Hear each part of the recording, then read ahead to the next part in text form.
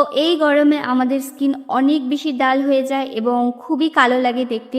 তো তার জন্যই আমি তোমাদের সাথে এই গরমে একটি খুব সুন্দর রেমেডি নিয়ে চলে এসেছি, যেটা তোমরা ইউজ করে আম, খুব সুন্দর একটা গ্লোয়িং স্কিন পেতে পারবে এবং স্কিনটা অনেক বেশি গ্লাসি হবে। তো প্রথমে আমি এখানে যে ইনগ্রিডিয়েন্টটা নিয়েছি সেটা হচ্ছে বেসন। তো বেসন আমাদের সবার ঘরেই কম বেশি থেকে থাকে। তো এখানে আমি 2 চামচের মতন বেসন নিয়েছি। তারপর এখানে নিয়েছি লেবু।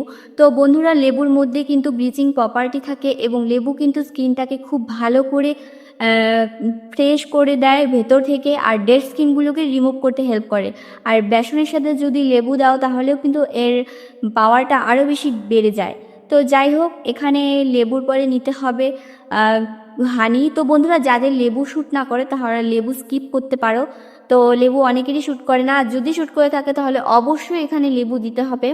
তো তারপর এখানে হানি দিবে। হানির মধ্যে কিন্তু অ্যান্টি এজিং প্রপার্টি থাকে এবং হানি আমাদের স্কিনটাকে হাইড্রেট করে। আর হানি কি করে, স্কিনটাকে সফট বানায় আর ময়শ্চারাইজ করতেও হেল্প করে।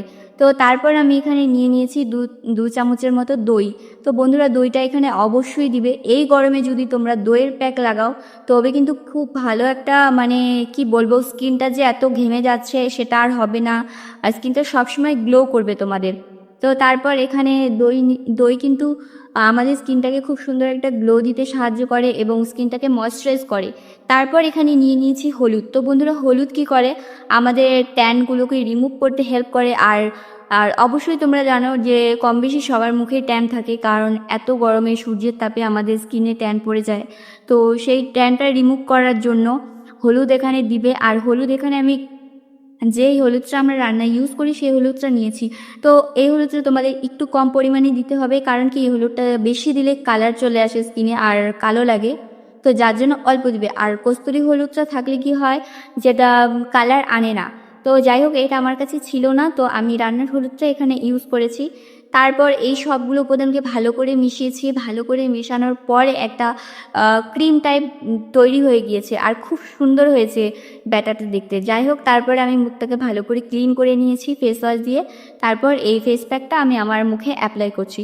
তো ফেস প্যাকটা অ্যাপ্লাই করার ভালো করে রাব করে তারপর আমি একটা মোটা লেয়ার করে রেখে দিয়েছিলাম।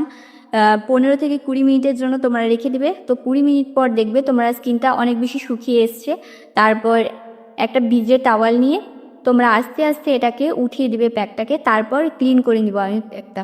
তো যাই হোক বন্ধুরা, ভিডিওটা যদি ভালো লেগে থাকে অবশ্যই একটা লাইক করে দিবে, আর চ্যানেলে যদি নতুন হয়ে থাকো তাহলে প্লিজ একটা সাবস্ক্রাইব করে দেবে। এমনই সুন্দর সুন্দর ভিডিও আমি তোমাদের সাথে আগামী দিনেও শেয়ার করতে থাকবো। তো তারপর দেখো মুখটা কত সুন্দর ক্লিন হয়ে গিয়েছে। এরপরে আমি একটা ময়শ্চারাইজার লাগিয়ে নিব, আর যদি ময়শ্চারাইজার না থাকে অ্যালোভেরা জেল লাগিয়ে নিবে।